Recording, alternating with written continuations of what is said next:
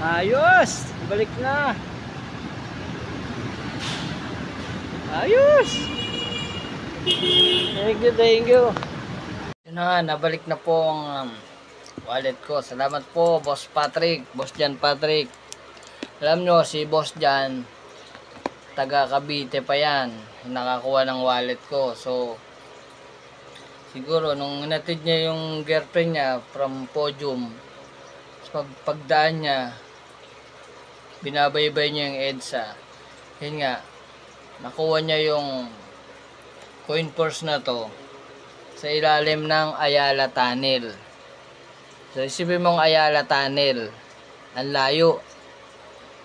So, base nga sa kwento ni Sir Jan, kung hindi pa umalog-alog yung parang cellphone holder niya, tsaka nagminor siya, tumabi siya, ay nga, doon niya napansin yung itong coin purse na to. Ibig sabihin, sa Ayala Tunnel po, alam nating napaka-busy niyang lugar na yan. So, kung nagdadaan po kayo dyan, yung mga rider natin kasama, talagang kung walang traffic, hindi ka tatakbo ng nasa 40 dyan. So, mabilis talaga. So, nagkataon lang talaga. Isipin nyo, Friday to nawala. Friday nahulog. So, siyempre, from crossing nahulog nga kasi nakabike ako. So, from siguro katangahan o pagbabaliwala o ewan natin, nalagay nga sa jacket kasi naka full gear ako nun eh. So, nakalagay sa jacket. So, hindi nakalagay sa bag kasi yung bag ko nga tinakloban ko ng pinakasapi ng bike para hindi mabasa. So, malakas ang ulan kasi nung Friday. So, nangyari, pati yung baon ko, tinakpan ko siya para hindi siya mabasa. Ang ginawa ko, itong coin purse, dahil may bibilin ako sa crossing, bili ako sa bakery doon, nilagay ko to dito sa may bulsa ng jacket na para hindi mabasa. So, kampante. Ayun, nakabili naman ako nung tinapay tsaka itlog. Ang problema, nung bumabaybay na ako ng EDSA, counterflow ako eh, mula doon sa daan ako sa bike lane, tapos from Pago to Pasig sa crossing ilalim, dumiretso na ako pag ganoon, sumabay na ako. So, hindi ko napansin, nahulog. So, pagdating ko sa trabaho, yun nga, napansin ko, wala yung wallet. So, nangyari, binalikan ko ngayon, binalikan ko pa ito yung area. So, isipin mo yun. Pagbalik ko dun sa bakery, wala nga nagsoli. Punta ako dun sa kabilang tindahan, pinagbilang ko ng itlog, wala daw nagsoli. So, tinanungan ko yung mga barangay tanod natin, barangay natin ng mga Highway Hills. Tinanungan ko, wala nga daw nagsoli. So, nagkataon na pagdating sa crossing, tinanong ko yung mga enforcer natin doon kung ano nangyari, kung baka may nagsoli, baka may nag-surrender ng coin purse nga kasi yun nga, dahil hindi naman sa andito yung ATM, andito yung lisensya, andito yung ATM ng anak ko, si Abel. So, SLA card, SMAC. So, siyempre, abala ho yan kung ikay nawala, na pay debit of loss pa. Tapos, pagdating sa ATM, siyempre, may mga mabusisi, ika nga. Siyempre, nung napagtanungan ko yung enforcer, ang sabi nga niya sa akin, may nakapulot nga daw rider. So, yung nakapulot na riders, ibig sabihin, sa EDSA ho nahulog sa ilalim sa crossing. May nakapulot na rider, hindi niya ma-identify kung Grab o Foodpanda, basta may pumulot. Sabi nga niya, parang bag eh. Sabi ko, hindi ho, coin purse ho yun. So, dapat Monday, nagtanong-tanong ako dapat Monday pupunta ako dito sa Highway Hills ng dito sa may malapit sa Mental. Diyan pala yan. Diyan naka yung monitor. Kasi tatlo pala yan eh. Pagdating sa crossing ilalim, may mga CCTV diyan. May mga jurisdiction yan. Halimbawa, yung parting kaliwa, iba na yung umahawak dyan, ibang lugar na yan, ibang mga police station na yan. So, dito sa bandang kanan, yun nga, dito yan, sa may malapit sa Mental. So, naka-schedule na kasi nga, itatanong ko, i-check ko sana, kasi, kung rider, ipapaview natin, kasi kung sino yung rider na nakakita, nakapulot. So, that time, syempre, in-expect ko nung Friday at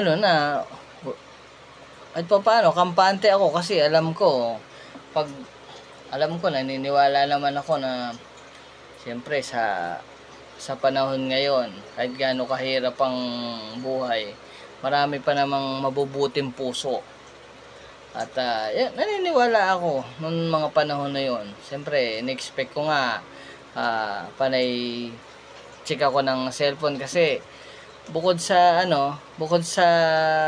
high-tech na kasi ngayon sa Facebook, kung katulad yan may nawalan, siyempre tingnan lang yung ID, pangalan, kung may ATM yan, titingnan mo lang yan sa Facebook, tatype mo kung ang pangalan mo sa Facebook ay hindi yung mga karakter lang, kaya importante rin yung sa Facebook natin yung pangalan natin. So, yun. Kampante ako. So, umabot yung Sabado, Biyernes, Sabado, Linggo. Linggo na nakuha ni Sir Jan. Ni Sir Jan Patrick. Yung ATM ko sa ilalim ng Ayala Tunnel. Meaning, may nakakuha pong isang rider. Yung isang rider, possible na pinag-interesan na lang ho yung laman. Although hindi ko ho siya sinisisi, hindi rin naman niya gusto yung nakuha niya nakuha niya yung wallet. Hindi naman po eh. Kapabayaan ko po yun, kamalian ko yun, inaamin ko naman. Pero siyempre, hindi naman niya gustong kuhanin kung tutuusin. Napulot niya, nagkataon lang. So nagkataon lang siguro na mas kailangan niya yung konting laman nito. So hindi ako galit. Kung nanonood ka sir na ikaw yung rider na nakakuha ng wallet ko nung Friday. Una, sino ba naman tayo? Hindi ako galit sa inyo. At saka sa bagay, kahit magalit naman ako, wala ka na rin naman pakialam. Walang-wala, ako naman ang may mali. 'Di ba? Pero siyempre, hindi natin masisisi kung yun ang pangangailangan nyo eh. Wala naman tayong magagawa dyan. Hindi naman gusto ni Sir na mapulot. Nagkataon lang na mas nangibabaw yung pangangailangan niya. So, nangyari, kinuha niya lang yung laman. Yun ang base sa tingin natin. Kinuha lang niya yung importanteng bagay. Yung pera, hindi naman ganun kalaki yung pera, budget lang naman yun, hindi naman bababa ng 1,000. Kaya lang pera pa rin, sabihin nag-interest pa rin. At saka yung hikaw ko na galing kay misis ko kasi bukod sa kasi nakakadismaya kasi sentimental value. Oo, sinusuot ko lang ho yan pag may okasyon, may mahalagang bagay na meron sa buhay ko. Ibig sabihin, occasionally ko lang sinusuot.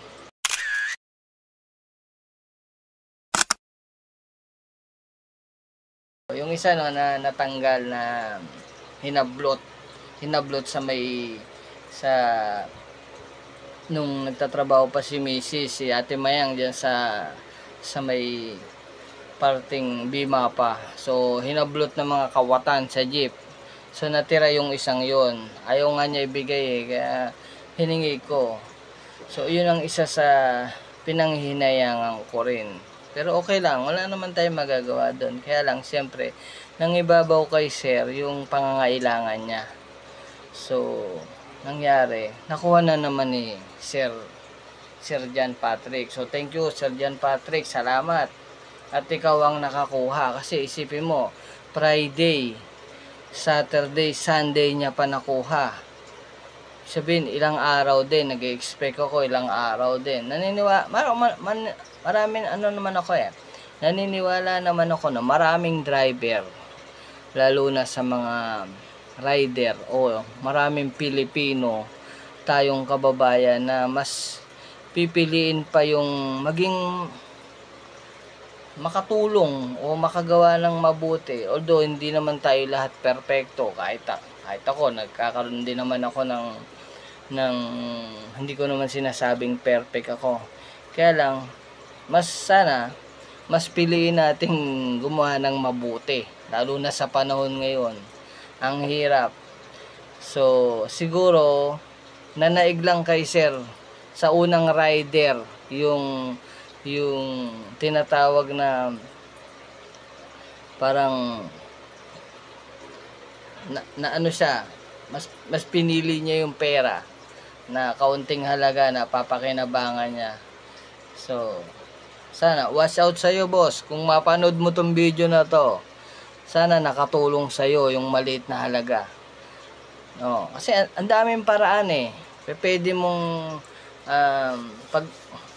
pag ikaw yung nakapulot, pwedeng kung tinatamad ka, pwedeng bigay mo sa barangay. Katulad dyan, merong itong lisensya na to, may mga address siyempre to, may number ng mga emergency natin, mga spouse natin, mga wife natin, o mga ano man, may mga number doon. Kung gusto mong tumulong o hahanapin mo yan. So, salamat kay boss John Patrick. Thank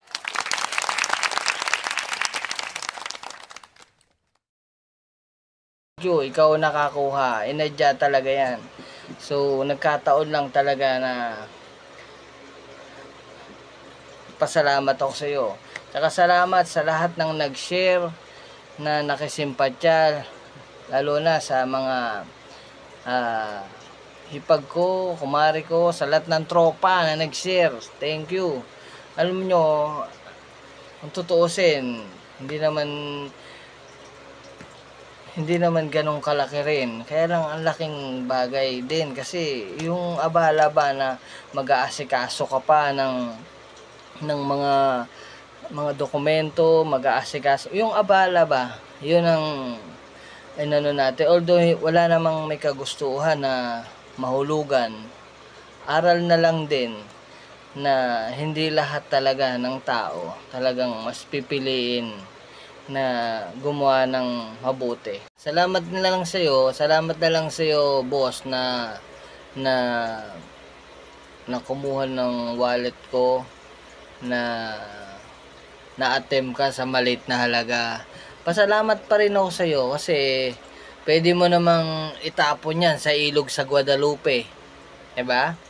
Pero hindi mo ginawa yon sa ilog Pasig. Pasalamat na rin ako sa iyo. Thank you. Sana makatulong yung maliit na bagay na yan. Kung anong laman yan. So, tsaka sana yung ginawa mo hindi mangyari sa iyo yan. Sana Hindi ako nagsasabing sana ang sinasabi ko wag. Sana wag. Kasi hindi madali. Although basta araw-araw sipag lang.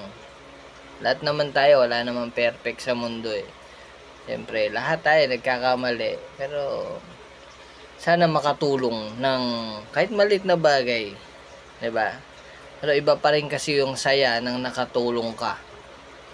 Na nakatulong ka sa kapwa mo na walang katumbas Walang katumbas na halaga. Walang hanggang pasasalamat pag naibigay mo sa kapwa mo yung tulong na kailangan niya. So, hindi kita masisisi, boss, hindi kita sinisisi. Kumbaga, alam naman natin na lahat tayo, hindi naman madali ang buhay. So, tsaga-tsaga na lang tayo. Ano lang, basta happy lang, happy, yun ang importante. Happy, ha? Happy, shalalalala. So, salamat sa iyo, boss, dyan. The best ka. So, God bless you sa family mo. Saludo ang buong Axgang sa iyo.